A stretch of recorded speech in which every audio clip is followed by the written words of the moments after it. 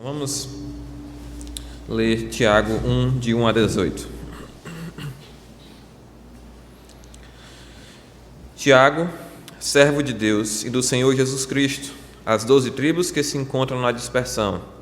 Saudações.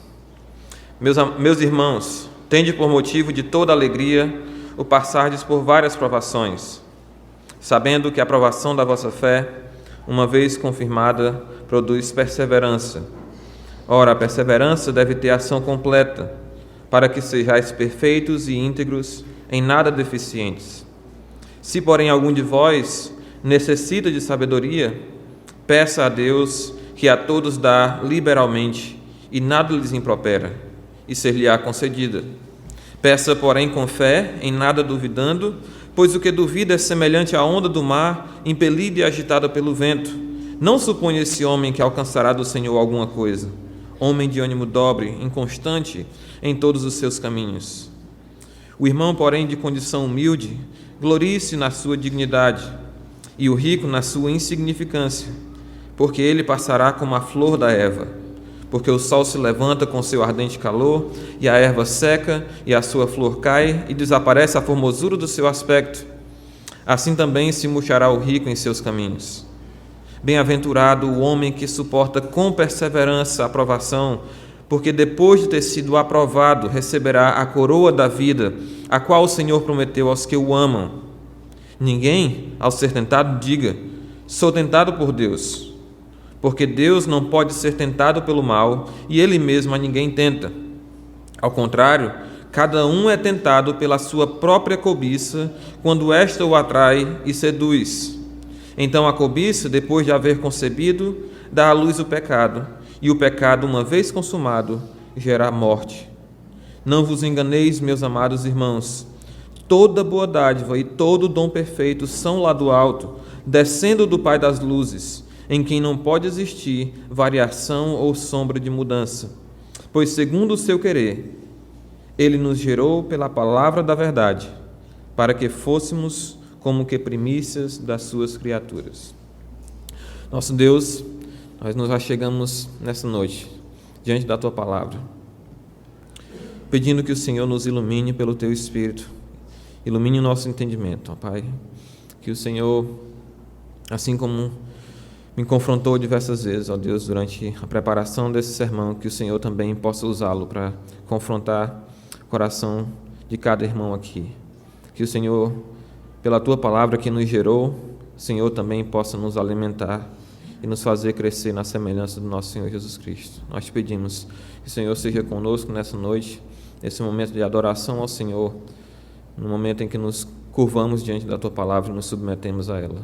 É no nome de Cristo que nós oramos. Amém.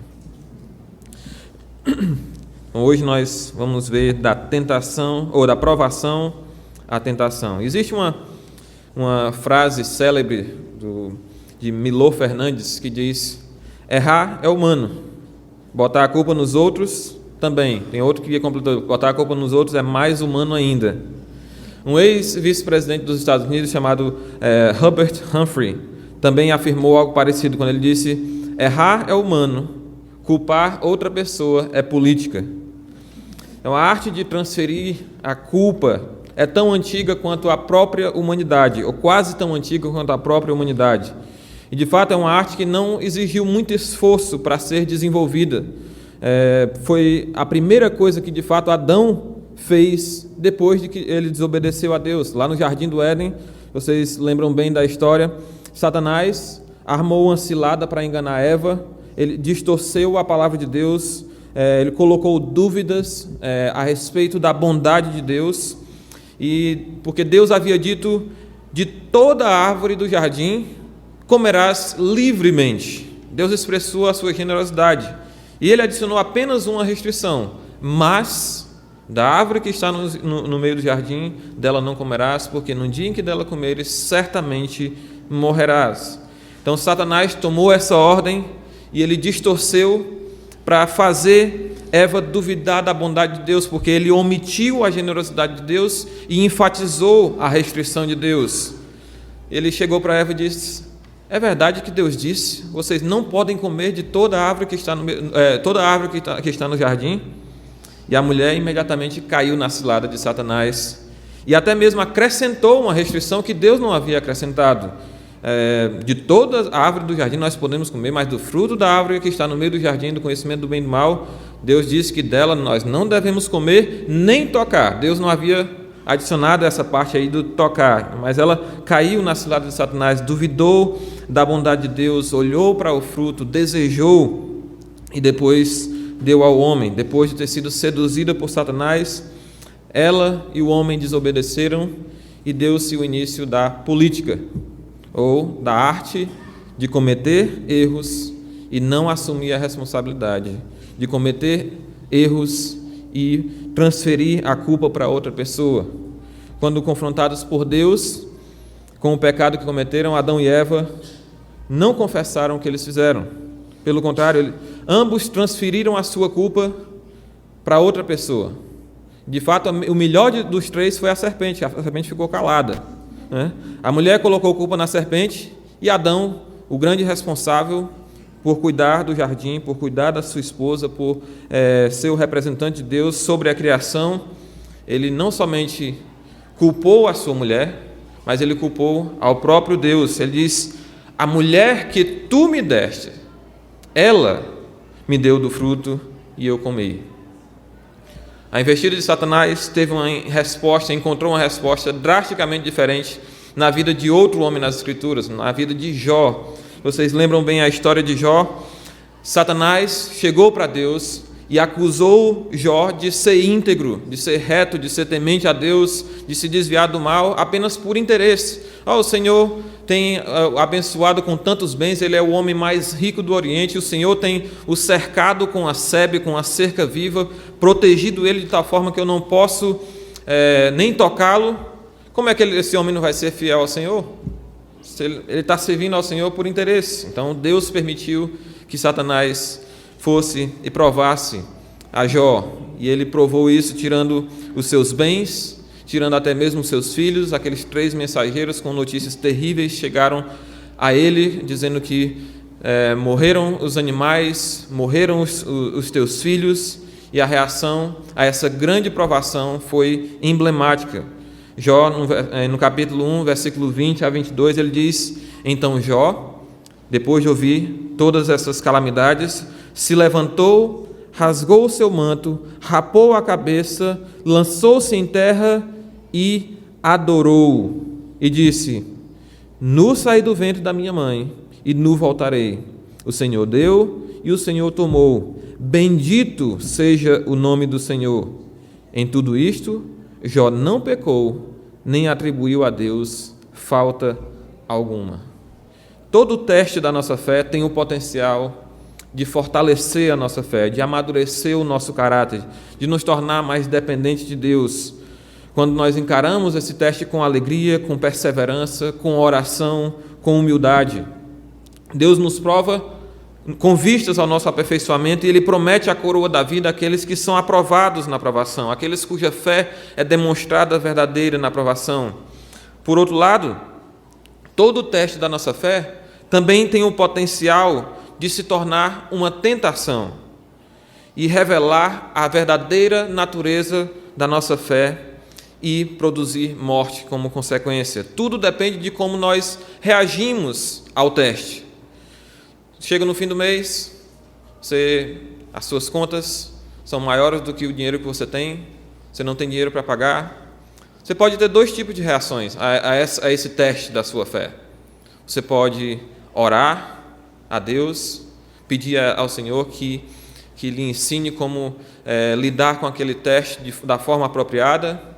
Você pode decidir: eu vou trabalhar um pouco mais no próximo mês para que eu possa ter mais dinheiro para pagar as minhas contas. Eu vou decidir planejar melhor o meu orçamento para que eu possa gastar somente o suficiente para que eu tenha com que pagar as minhas contas. Eu posso decidir me qualificar melhor para poder ganhar mais, talvez até ter um emprego melhor. Todas essas são decisões possíveis diante de um teste. Por outro lado, outra pessoa, diante do mesmo teste, pode passar a reclamar da vida, reclamar de Deus, pode passar a querer roubar, a querer omitir seus bens nos seus impostos, pode restringir a sua generosidade, deixar de ofertar na igreja. Também é uma reação possível. É o mesmo teste, duas reações diferentes. Uma provação, em que a pessoa é aperfeiçoada na sua dependência de Deus, outro se torna uma tentação por causa de uma reação maligna ao mesmo teste. E nessa sessão, aqui que nós vamos estudar do versículo 13 ao versículo 18, Tiago faz essa transição das provações para as tentações. Nos versículos 13 a 18, ele nos mostra duas ciladas, duas armadilhas, dois enganos a respeito do caráter de Deus, às quais nós precisamos estar atentos para nós não cairmos quando formos tentados. E essas ciladas que Tiago nos mostra aqui para estarmos atentos foram as mesmas ciladas nas quais Adão caiu. E a primeira que nós vamos ver hoje é a cilada de incriminar a Deus pela nossa tentação, e a segunda é de ignorar a bondade de Deus na nossa salvação.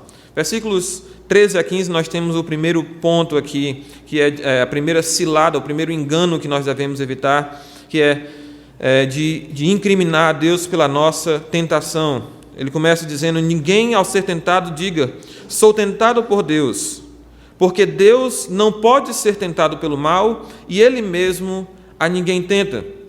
E ele inicia essa sessão da sua exposição sobre o tema do teste da fé com a palavra que de fato é da mesma raiz da outra palavra que ele usou nos versículos 2 e 12. Ele fala: meus irmãos, tende por motivo de toda alegria o passardes por várias provações. No versículo 12 ele utiliza a mesma palavra: bem-aventurado o homem que suporta com perseverança a provação. E a mesma palavra é usada aqui: ninguém ao ser tentado diga sou tentado por Deus. A mesma palavra, duas traduções diferentes, e é assim que as línguas funcionam.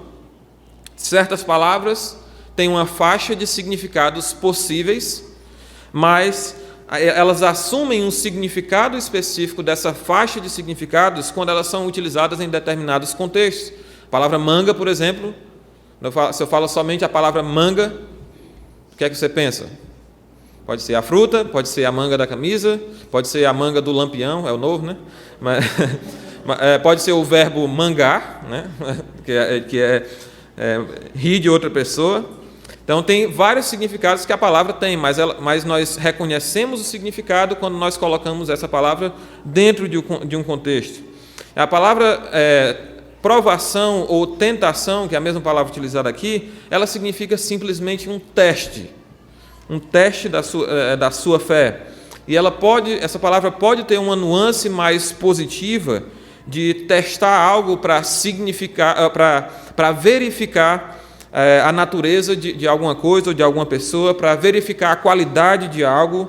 É um significado positivo que visa aprovação, visa aperfeiçoamento ou demonstração das qualidades de algo. E nesse caso nós entenderíamos essa palavra como provação, que é o que foi discutido nos versículos 1 a 12. Mas essa palavra também pode expressar, em determinados contextos, a ideia mais negativa de testar para conduzir alguém ou algo a um comportamento inapropriado. E nesse caso nós entenderíamos essa palavra como sendo melhor traduzida por tentação ou até mesmo sedução. Então, quando Tiago passa do versículo 12 para o versículo 13, ele parece estar movendo de uma nuance de significado da palavra mais positiva, teste que visa aperfeiçoamento ou demonstração das qualidades de algo, para uma nuance mais negativa, que é a ideia de conduzir, um teste que visa conduzir a um comportamento inapropriado. E ele nos dá as pistas de que ele está mudando de nuance de significado aqui. Tanto no verso 2 quanto no verso 12, onde a palavra ocorre também, ele associa essa palavra com outra, que tem um significado mais positivo. No verso 2, ele diz: tendes por motivo de toda alegria o passardes por várias provações, sabendo que a provação, em português nós temos a mesma palavra aqui, mas no texto original em grego, essa segunda palavra é uma palavra diferente, que tem um sentido mais positivo. E essa segunda palavra também ocorre lá no versículo 12. Bem-aventurado o homem que suporta com perseverança a aprovação, porque depois de ter sido aprovado, a mesma palavra do versículo 3 aqui. Então, nos dois versículos anteriores, ele utiliza a palavra provação com uma palavra que tem um sentido mais positivo, em associação com outra palavra, e ele deixa isso claro. Mas aqui no versículo 13, ele utiliza a palavra com uma que tem claramente um sentido negativo. Ninguém diga ao ser tentado, sou tentado por Deus, porque Deus não pode ser tentado pelo mal. Ele está claramente agora mudando o significado da palavra, associando com a palavra que tem um sentido negativo, a palavra mal. Então, nos versos 2 a 12, Deus claramente está envolvido na provação. Ele está envolvido testando o caráter do crente, ele está envolvido desenvolvendo a maturidade espiritual na vida do crente, ele está envolvido atendendo às orações daquele que tem necessidade de sabedoria, ele está envolvido encorajando o crente com a promessa da vida eterna para aqueles que demonstram a genuinidade da sua fé e do seu amor por Deus por meio das provações. Deus está diretamente envolvido no primeiro caso. Mas no versículo 13, nós somos expressamente proibidos de incriminar a Deus, de imputar culpa a Deus, de atribuir a Ele responsabilidade pelas nossas tentações, aquilo que visa nos levar para o mal. E esse é um engano ao qual nós devemos nos guardar, do qual nós devemos nos guardar, uma cilada de Satanás, a qual nós devemos estar atentos, alertas, para nós não cairmos.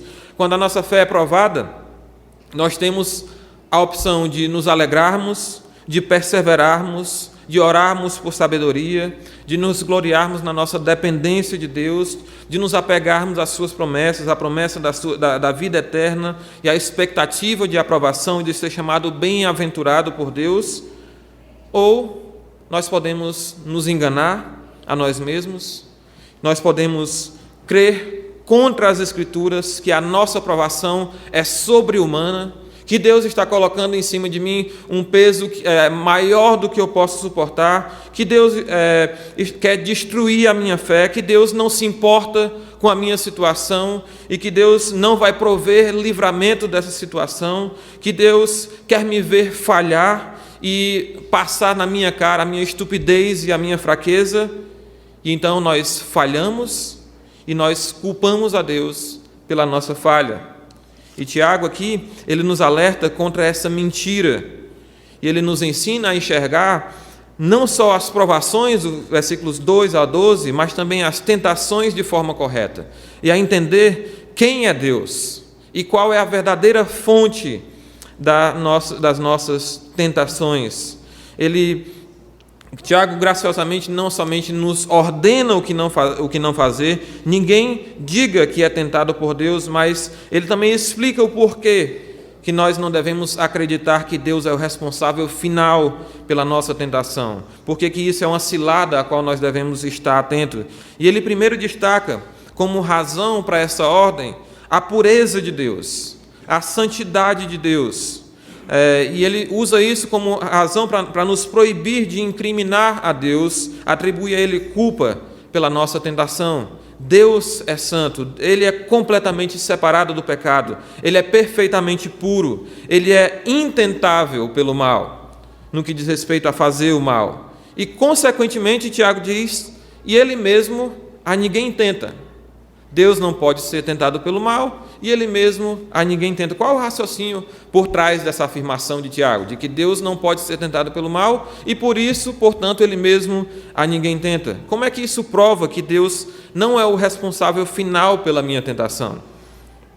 Se nós voltarmos para o contexto do versículos 2 até o versículo 4, nós lemos lá que Deus está envolvido com as nossas provações, que nós devemos nos alegrar pelo propósito de Deus, por meio das nossas provações. E esse propósito é claro no versículo 4, de que é nos tornar completos, perfeitos, íntegros, em nada deficientes. Nós falamos a respeito disso, nós discutimos mais atrás, de que essas qualidades de completude, de inteireza, de indivisibilidade do caráter, são qualidades que Tiago, ao longo da epístola, descreve o próprio Deus, são qualidades de Deus. Deus é um só, que a lei perfeita, se você quebrar, tropeçar em um ponto, você é culpado de todos. A lei de Deus é indivisível, Deus é um só, Deus é generoso. São qualidades do próprio Deus que Tiago já destacou aqui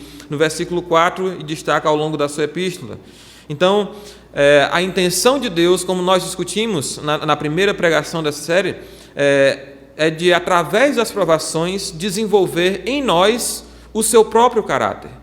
É de nos tornar mais semelhantes a Ele, nos tornar completos, íntegros, em nada deficientes, assim como Ele é. Então, não faz sentido nenhum incriminar a Deus por nos tentar para o mal.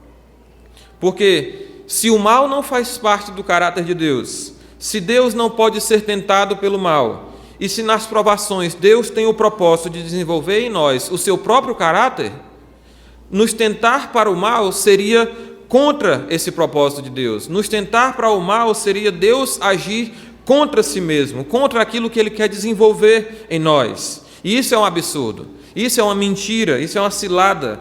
Você não deve mentir para si mesmo, achando que Deus está diretamente envolvido com a sua tentação, lhe tentando para o mal. Como filho de Deus, como nova criação em Cristo, Ele quer restaurar em nós a imagem corrompida, a sua imagem corrompida por causa do pecado. Deus quer que nós sejamos seus representantes. Deus quer que nós reflitamos as suas qualidades como seus representantes. E por isso, assim como Ele não é tentado pelo mal, Ele mesmo a ninguém tenta. Ele quer desenvolver em nós o seu caráter. E considerando por esse ângulo, nós podemos ter um entendimento correto de uma passagem que seria problemática de outra forma. Gênesis 22:1 é traduzido por algumas versões, por exemplo, Almeida, Revista e Corrigida, a respeito do que Deus fez com Abraão, como, vamos lá, Gênesis 22:1.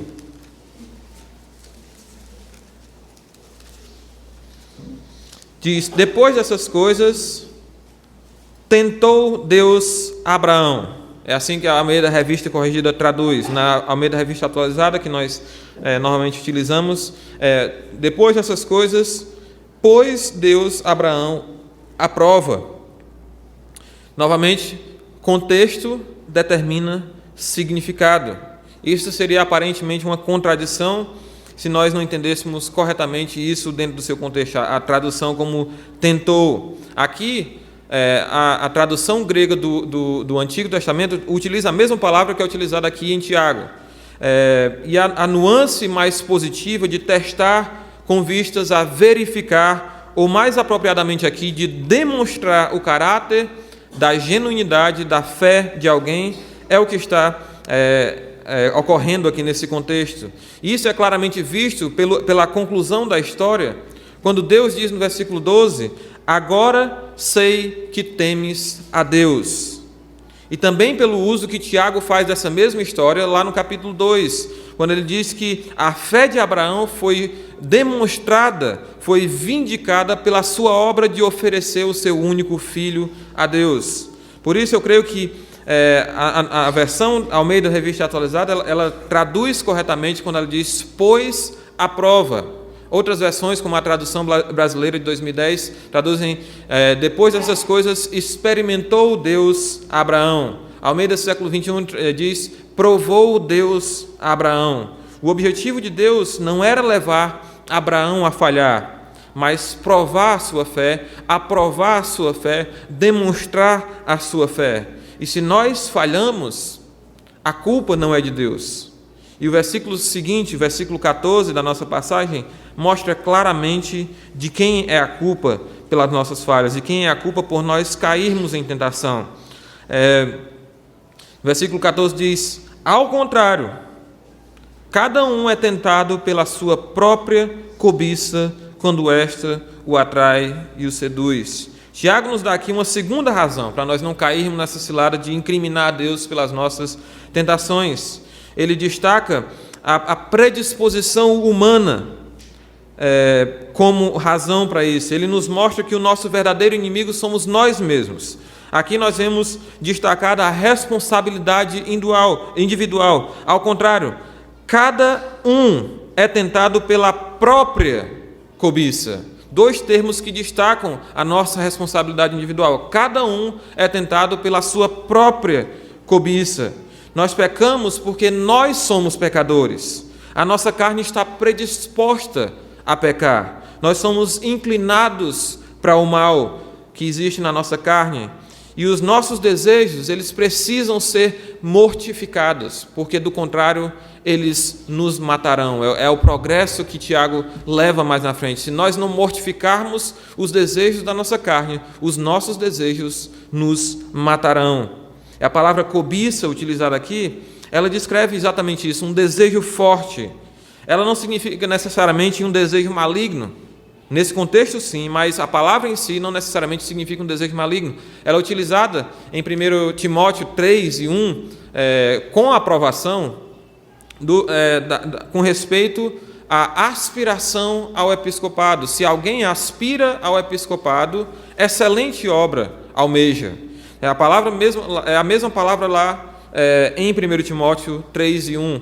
Trata simplesmente de um desejo forte por servir a igreja de Deus como um bispo, como um supervisor da igreja, como um pastor, como um presbítero. Mas nesse contexto, onde ela ocorre em associação com a tentação para o mal, a descrição é claramente de cobiça, desejo pecaminoso, de concupiscência, outra forma de traduzir essa palavra, lascívia, algo que nos arrasta para fazer aquilo que Deus proíbe. Não se vitimize. Não se trata de algo fora de você. Não se trata de algo mais forte do que você. É você mesmo. Aquilo que leva à tentação é o seu próprio desejo, é a sua vontade que lhe conduz ao pecado. E nós temos que agir contra a nossa natureza. Nós temos que agir pelo poder do Espírito para submeter a nossa vontade à vontade de Deus. Nós temos que agir contra a inclinação natural da nossa carne pelo poder do Espírito. E, novamente, nós temos outra passagem que seria problemática sem esse entendimento correto das tentações e provações, dessa distinção que Tiago faz aqui. Hebreus 4,15 fala a respeito do nosso Senhor Jesus Cristo. Hebreus 4,15, nós lemos lá, dizendo porque 15. Porque não temos sumo sacerdote que não possa compadecer-se das nossas fraquezas. Antes foi ele tentado em todas as coisas, à nossa semelhança, mas sem pecado. Igualmente problemática seria outra passagem a respeito de Jesus, lá em Mateus 4:1. A seguir, foi levado pelo Espírito para ser tentado pelo diabo.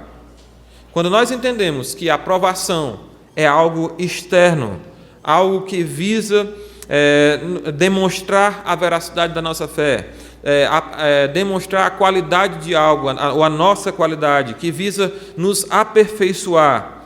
E quando nós entendemos que a tentação é algo interno, algo que visa conduzir à prática do mal, tudo fica mais claro em relação a esses textos aqui. Em Hebreus 4,15, por exemplo, nós deveríamos entender que Jesus foi provado, ou Jesus foi testado em todas as coisas à nossa semelhança.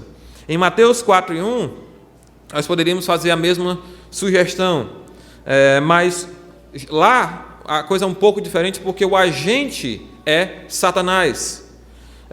Há um sentido em que Jesus foi tentado por Satanás, porque a intenção de Satanás era fazer Jesus cair. Então, do ponto de vista de Satanás, se tratava de uma provação ou de uma tentação, mas do ponto de vista de Jesus Cristo, não houve um desejo interno dele de ir contra a vontade de Deus.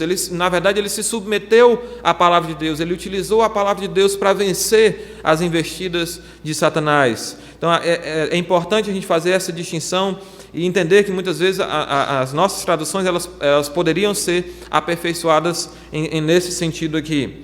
Então, o nosso Senhor, ele foi provado em tudo à nossa semelhança, mas sem pecado. O texto deixa isso muito claro. E Ele pode, portanto, se compadecer genuinamente de nós. Ele é o nosso sumo sacerdote que se compadece de nós, porque Ele foi provado à nossa semelhança. E Ele pode servir de exemplo para nós vencermos o pecado. É importante refletir a respeito da pessoa de Jesus com relação às provações. Jesus é Deus. Nós não negamos isso.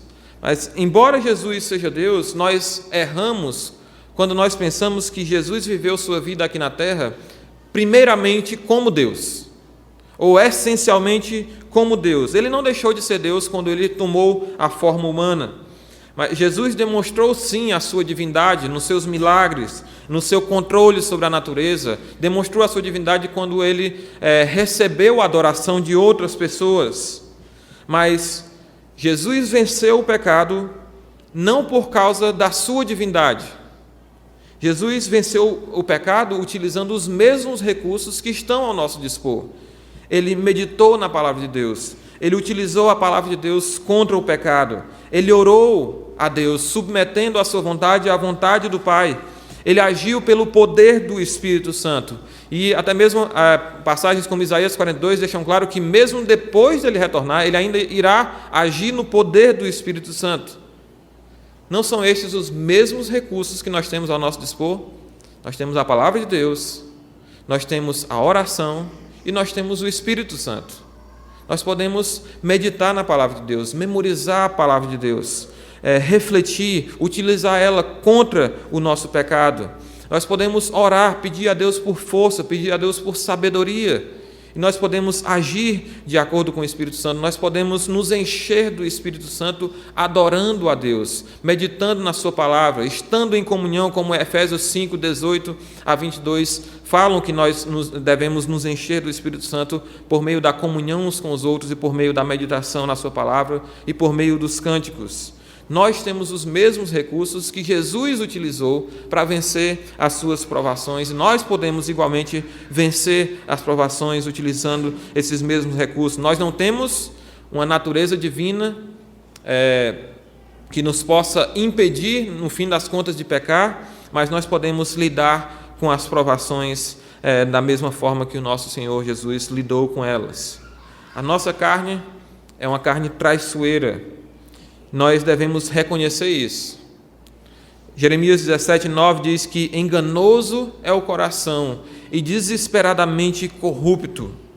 E Tiago ilustra como a nossa cobiça nos conduz para o pecado, utilizando dois termos que mostram esse engano do nosso coração, o engano da nossa carne. Ele utiliza duas palavras que, em contextos extrabíblicos, eles são utilizados para se referir à caça e pesca. Ele diz: cada um é tentado pela sua própria cobiça, quando esta o atrai e o seduz. Atrai e seduz são dois termos que são utilizados em contextos extrabíblicos quando se fala de caça e de pesca. E o verbo seduzir aqui, utilizado é da mesma raiz da palavra ou do substantivo isca. E o verbo atrair traz a ideia de arrastar, e até mesmo com a nuance de ser inicialmente contra a vontade daquele que está sendo arrastado. Então a ideia aqui é de um peixe. Você é como um peixe, você está lá nadando calmamente, de repente você é desviado do seu curso, atraído por aquela minhoca gostosa, suculenta. Ela está ali bem pertinho. Não vai dar trabalho para você satisfazer a sua fome, satisfazer o seu desejo. E o nosso coração, os nossos desejos, a nossa cobiça, ela nos fazem enxergar apenas as delícias do pecado. E elas cegam os nossos olhos para o anzol que está por trás daquela isca. E o pior de tudo é que o nosso coração é tão enganoso que mesmo quando nós vemos o anzol, mesmo quando nós reconhecemos o poder destrutivo daquele pecado, os nossos desejos nos enganam de forma tão cativante que nós pensamos: não, eu sou forte o suficiente para aguentar. Não, eu vou, na hora que eu quiser escapar, eu posso escapar. Eu vou só até um certo ponto. Eu só vou até onde eu sei que é possível eu voltar. Mas quando nós nos damos conta, nós estamos completamente engodados pelo pecado. Não existe mais forma de sair. E se nós de fato conseguirmos sair, as marcas daquela luta serão profundas. As marcas dos estragos que o pecado irá causar em nós serão profundas. Eu lembro pescando com a minha esposa nessa última viagem que a gente fez para as igrejas que nos sustentam. Nós pescávamos lá num lago e colocávamos os peixes de volta. Mas tinha alguns peixes que o anzol tinha pegado de forma mais profunda, que mesmo nós tirando o anzol e colocando ele de volta, daqui a pouco os peixezinhos estavam borbulhando. Então, mesmo que você consiga escapar, as consequências serão graves. Guarde o seu coração. Guarde o seu coração, meu irmão. Não há nada mais enganoso do que ele. E ainda assim não há nada mais precioso do que o seu coração. Provérbios 4:23 nos manda guardar o nosso coração, porque dele procedem as fontes da vida. E se você não guardar o seu coração, a consequência é a morte. Ele é a fonte da vida, e se você não guardá-lo, a consequência é a morte. Tiago agora passa no versículo 15 para uma segunda ilustração. Ele agora sai do contexto de caça e de pesca para uma ilustração do processo de concepção humana. Ele fala a respeito agora da procriação da morte. Ele falou a respeito da predisposição humana e agora ele fala a respeito da procriação da morte. E essa ilustração do processo de concepção que ele faz aqui, então a cobiça, depois de haver concebido, dá à luz o pecado, e o pecado, uma vez consumado, gera a morte. Essa é uma ilustração horrenda e impactante, porque quando nós pensamos a respeito de concepção, o que nos vem à mente é alegria, é expectativa pela vida que está sendo gerada, para a vida que vai surgir. Mas ao contrário da expectativa de vida, o contrário da expectativa de prazer que a tentação nos oferece, acontece aqui. O que acontece é que o pecado foi gerado. E a consequência dessa concepção do pecado vai ser, eventualmente, a morte. Esse pecado vai crescer, esse pecado vai se desenvolver, ele vai ser alimentado. E quando ele, de fato, for finalmente trazido à luz, nós veremos o terrível produto da nossa cobiça, do nosso desejo carnal. Não a vida, não o prazer que nós esperávamos, mas a morte. E junto com a morte, tristeza, dor, separação, aflição, perda. Como é que nós podemos nos enganar? Como é que nós podemos pensar que algo bom sairia daquilo? Não há nada que o pecado possa produzir que não seja dor, sofrimento, conflito, derramamento de sangue, separação de Deus, separação do homem e morte. E aqui não se trata meramente de morte física, mas de morte espiritual. Assim como aquele cuja fé foi aprovada, cuja fé foi demonstrada verdadeira por sua reação ao teste da aprovação, assim como essa pessoa tem a promessa da vida eterna, também aquele que engana a si mesmo, aquele que mente para si mesmo contra as Escrituras, que dá lugar à cobiça, que sucumbe ao pecado, essa pessoa está sujeita à morte eterna, porque a sua fé foi provada e a reação ao teste demonstrou a fé como falsa, não como uma fé verdadeira. Lembre que Tiago faz essa distinção entre uma fé viva e uma fé morta, uma fé genuína e uma fé falsa. E as provações revelam a natureza da nossa fé. Elas não destroem a nossa fé, mas elas revelam a verdadeira natureza da nossa fé. E o Satanás tem muito com o que trabalhar conosco se nós não agirmos apropriadamente aos testes da nossa fé. Ao invés de produzir fruto de vida, aquele que tem a fé falsa, ao invés de produzir amadurecimento, o teste da sua fé produz pecado, produz morte. Deus revela a verdadeira natureza da fé dessa pessoa. Deus separa o joio do trigo. Não se engane, não se engane.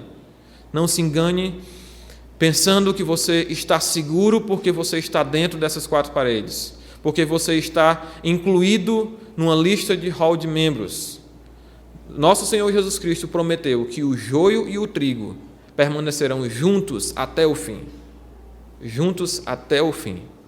É lá que ele separa alguns no meio, alguns partiram do meio de nós, como João disse, para se manifestar que eles não eram dos nossos, mas o fato é que o joio permanecerá junto com o trigo até o fim. Não se engane, examine a sua fé, se a sua fé é verdadeira.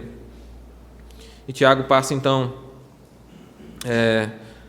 agora para o versículo 16, mostrando que qualquer um de nós está sujeito a esse engano. Versículo 16, nós lemos: não vos enganeis, meus amados irmãos, não vos enganeis, meus amados irmãos.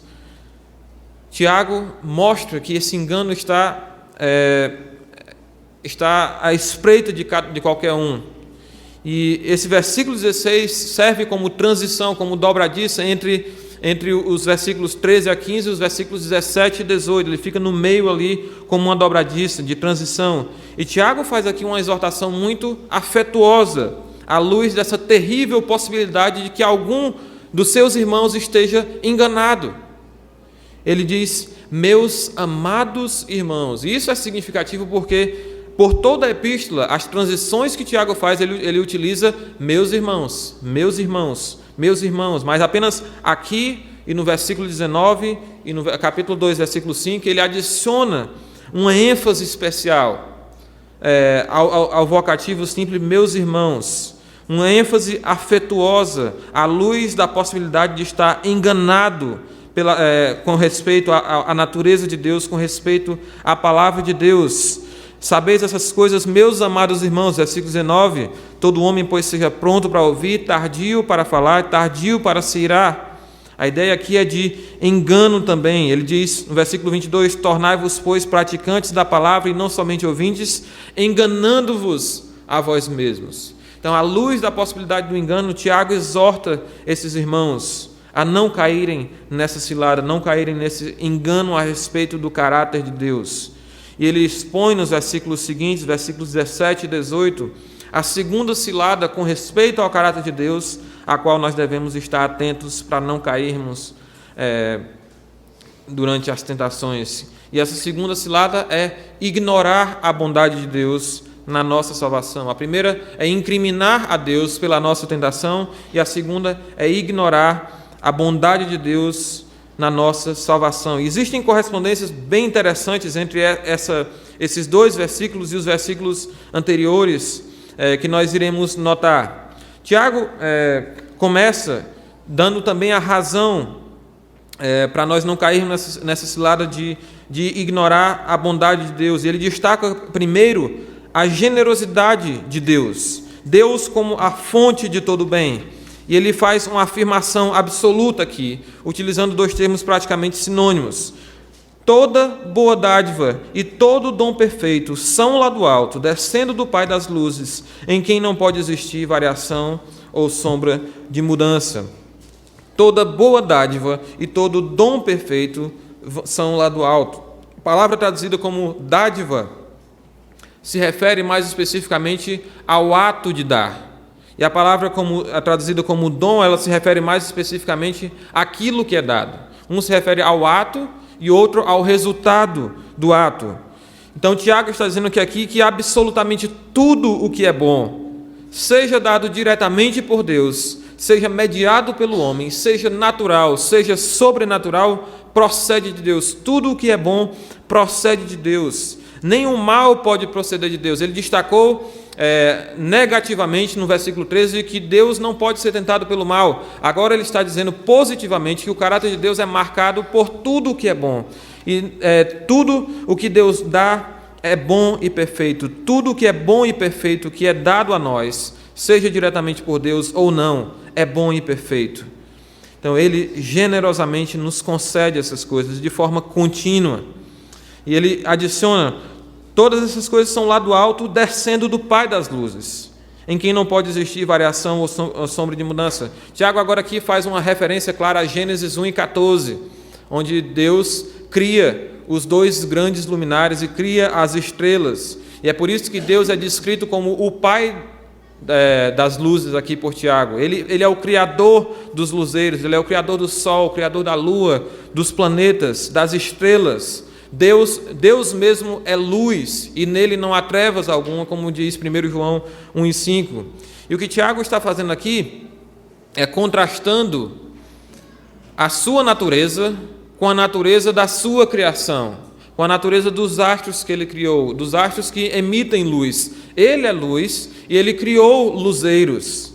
E ele contrasta aqui a variabilidade desses astros, que vagueiam pelo espaço, que mudam de brilho, que mudam de posição, contra o caráter de Deus, que é imutável, que é sempre bom. Ao mesmo tempo, Tiago parece também estar fazendo uma comparação entre nós, como criaturas de Deus, sujeitas a desvios, sujeitas a enganos, sujeitas a vaguear, com os luminares, incluindo os planetas. A palavra para não vos enganeis, meus amados irmãos, o verbo enganar é planao, e é da mesma raiz da nossa palavra planeta, que planetas são corpos celestes que vagueiam, que andam errantes, que se desviam, que andam se movendo. E Tiago aqui parece que ele faz uma comparação entre nós e esses planetas que possuem essa variação, essa sombra de mudanças que estão sujeitas a isso. E ele diz: não vos enganeis.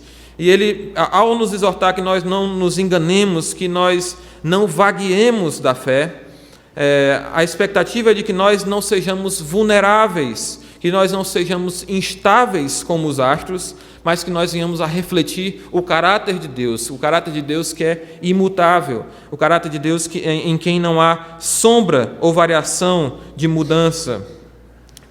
Que nós venhamos a refletir a firmeza de Deus, a confiabilidade de Deus, a completude de Deus.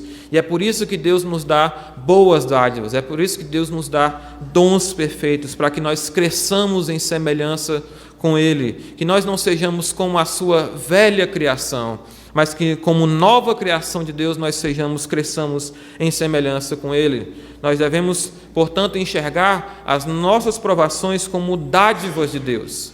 Através das provações, Deus nos torna mais semelhantes a Ele. Deus molda o nosso caráter e nos aperfeiçoa para que nós sejamos como Ele. E a maior dádiva de todas elas que Deus nos concedeu é o novo nascimento, que Tiago descreve no versículo 18. Ele diz: pois segundo o seu querer, Ele nos gerou pela palavra da verdade, para que fôssemos como as primícias das suas criaturas. Ele começa destacando a vontade de Deus como o fundamento do nosso nascimento. Foi segundo o seu querer, segundo a sua vontade. Esse é o fundamento, essa é a base do nosso novo nascimento, da nova criação que Deus fez em nós, em Cristo Jesus. Foi quando Deus quis, foi porque Deus quis, que nós recebemos a boa dádiva da nova vida em Cristo. E é importante notar aqui o contraste entre a vontade de Deus, o querer de Deus e a vontade da nossa carne no versículo 14. Enquanto que o nosso desejo maligno, a nossa cobiça, a nossa lascívia nos leva à tentação e nos leva ao pecado e eventualmente à morte, a vontade de Deus gera em nós vida. A vontade de Deus nos faz uma nova criação. Ninguém é gerado pela sua própria vontade.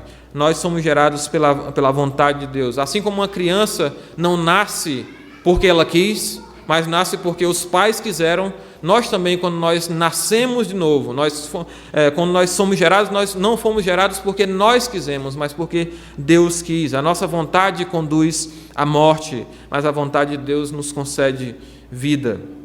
Ele destaca também o instrumento desse novo nascimento, não só o fundamento do novo nascimento, segundo o seu querer, mas também ele destaca o instrumento desse novo nascimento. Ele nos gerou por meio da palavra da verdade, pela palavra da verdade. Em Efésios 1:13, essa mesma expressão, palavra da verdade, ela é utilizada como sinônimo do Evangelho. Efésios 1:13, Paulo diz: em quem também, falando de Cristo, depois de que ouvistes a palavra da verdade, o evangelho da vossa salvação, tendo nele crido, foste selado com o Espírito Santo da promessa.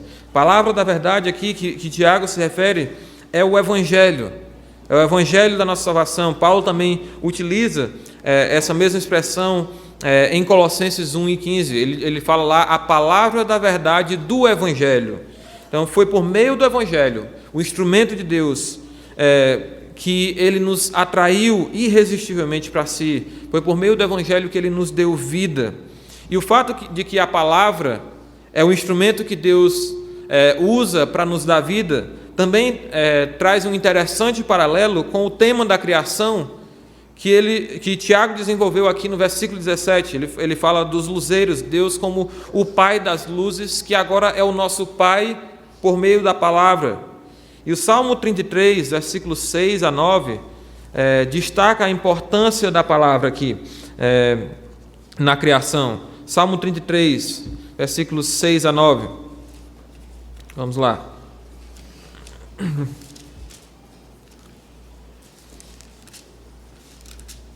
Salmo 33, versículo 6, diz: os céus por sua palavra se fizeram, e pelo sopro da sua boca o exército deles. Ele ajunta em montão as águas do mar, e os reservatórios encerra em grandes vagas. Tema ao Senhor toda a terra, temam-no todos os habitantes do mundo, pois ele falou e tudo se fez. Ele ordenou e tudo passou a existir. Assim como todo o universo, como toda a velha criação, surgiu pelo poder da palavra de Deus, igualmente nós que somos nova criação. 2 Coríntios 5,17 diz que se alguém está em Cristo, é nova criatura ou nova criação. As coisas antigas passaram, eis que se fizeram novas. Efésios 2,10 diz que, pois somos feitura dele, criados em Cristo Jesus para as boas obras. Assim como Deus, pela sua palavra, criou a antiga criação, também pela sua palavra, ele faz de nós uma nova criação, para que nós não sejamos sujeitos, variáveis, inconstantes como os astros, mas que nós sejamos semelhantes a Deus, porque Ele nos gerou, nos deu o dom da vida por meio do poder da palavra da verdade, do evangelho da nossa salvação. Deus não somente mostra aqui, Tiago não somente mostra aqui o fundamento da nossa salvação, não destaca somente o instrumento da nossa salvação, mas ele também destaca o propósito da nossa salvação. Ele nos gerou pela palavra da verdade, segundo o seu querer, para que fôssemos como que primícias das suas criaturas. Deus nos deu vida com um propósito claro em mente, para que fôssemos como que primícias das suas criaturas. Nós devemos lembrar aqui que Tiago está escrevendo as 12 tribos que se encontram na dispersão, para judeus. E para a mente judaica dos recipientes originais dessa epístola, a menção de Tiago às primícias imediatamente teria suscitado à memória desses judeus a imagem do sistema sacrificial do Antigo Testamento. Todas as coisas são de Deus, tudo pertence a Deus. Deus diz claramente quando traz Israel de que toda a terra é minha. No entanto, na teocracia de Israel, Deus estabeleceu que as primícias de tudo que era produzido, seja dos animais, seja do fruto da terra, eram posse especial de Deus. Apenas o melhor dos primeiros frutos, das primícias, eram separados e eram consagrados a Deus. O restante podia ser utilizado para o sustento diário. Mas a ideia era que, ao agir dessa forma, em obediência à estipulação da aliança de Deus com Israel, o povo estaria demonstrando fé de que Deus enviaria uma boa colheita, de que Deus abençoaria os animais com fertilidade. Quando eu pego o meu melhor, o meu primeiro aqui, e entrego a Deus, eu estou dizendo, eu creio no Senhor, que Ele irá prover, que Ele irá cuidar da minha plantação, que Ele irá cuidar do meu rebanho e que Ele irá fazê-lo frutífero nessa próxima safra. Então era uma demonstração de fé, entregar, dedicar aquilo a Deus. A dedicação das primícias se via como uma garantia de que mais frutos viriam pela frente, era o penhor de que mais frutos viriam pela frente, assim como também o Espírito Santo nos foi concedido como penhor, como garantia da nossa futura redenção. E de fato, Romanos 8 e 23, ele fala nesses termos exatamente a respeito da nossa salvação e da expectativa futura. Romanos 8 e 23.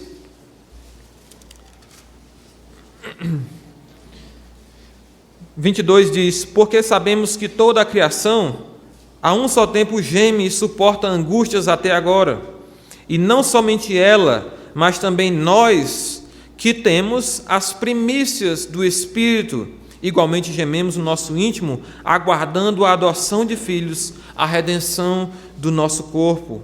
Aqui nós somos diz que temos as primícias do Espírito. Tiago diz que nós somos as primícias das suas criaturas. E o que Tiago está fazendo é nos colocando como uma porção especial, dedicada a Deus no tempo presente, como garantia de uma grande colheita futura.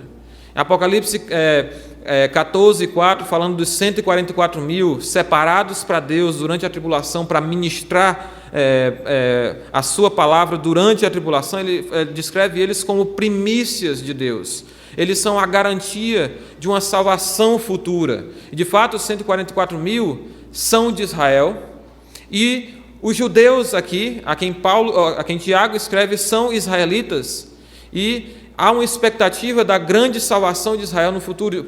Paulo em Romanos diz que todo o Israel será salvo no futuro. Então Tiago, se dirigindo aqui a esses irmãos judeus, israelitas, ele está dizendo: vocês são a garantia, vocês são uma posse especial de Deus, e vocês são a garantia de que Deus há de trazer uma grande colheita no futuro. Deus há de salvar Israel. Vocês são como que primícias agora. Vocês são os primeiros frutos. Regozijem-se nisso. Deus é fiel. Deus irá cuidar de vocês, irá trazer uma grande colheita no futuro. Assim como Deus cuidou das colheitas de Israel no passado, assim como Deus cuidou dos rebanhos, os fez férteis como resposta à obediência do povo, Deus também irá permanecer fiel, irá nos guardar, irá nos preservar, até que Ele consume todas as coisas, até que Ele renove todas as coisas, até que Ele faça definitivamente uma nova criação,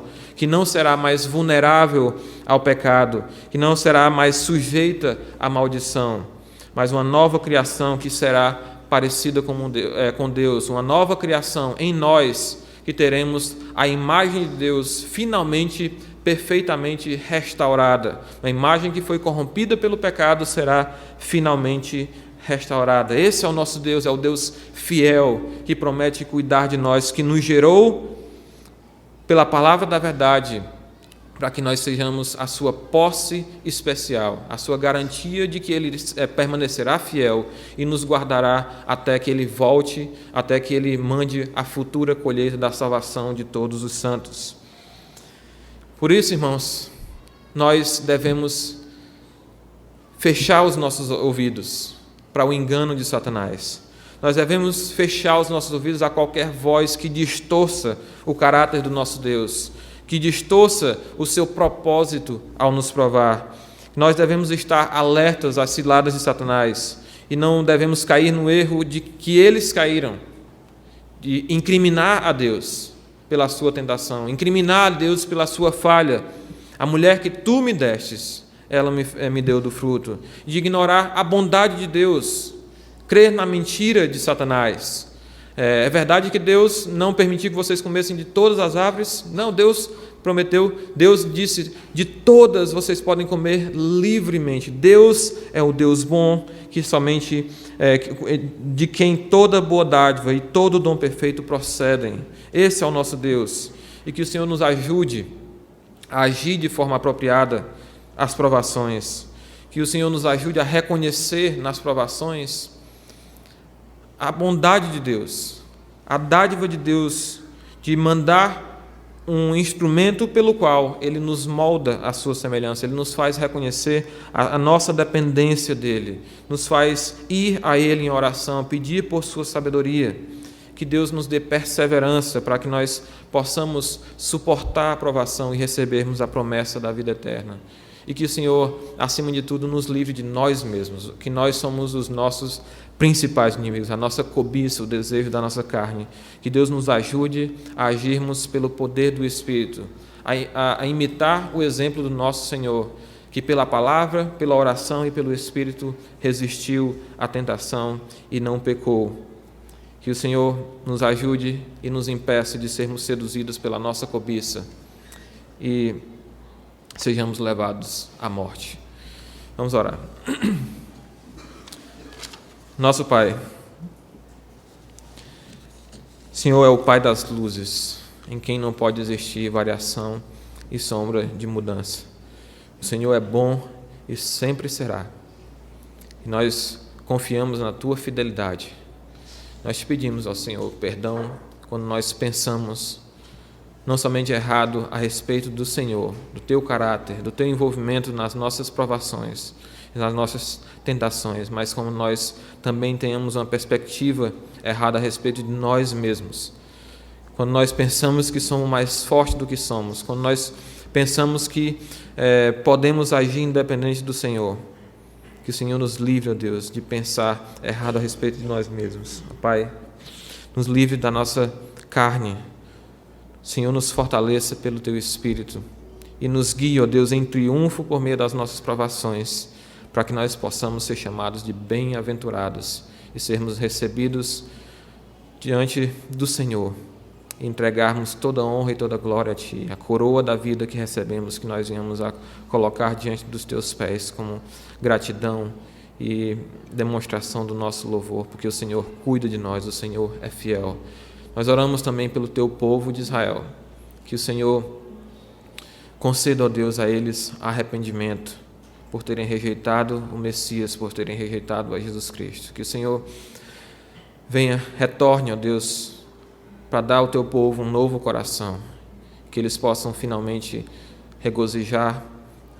se regozijar no Senhor e gozar das Tuas promessas, e que nós, que somos agora abençoados pela Sua maldição, nós sejamos ainda mais abençoados pela Sua plenitude. Nós te pedimos, no nome precioso de Cristo. Amém.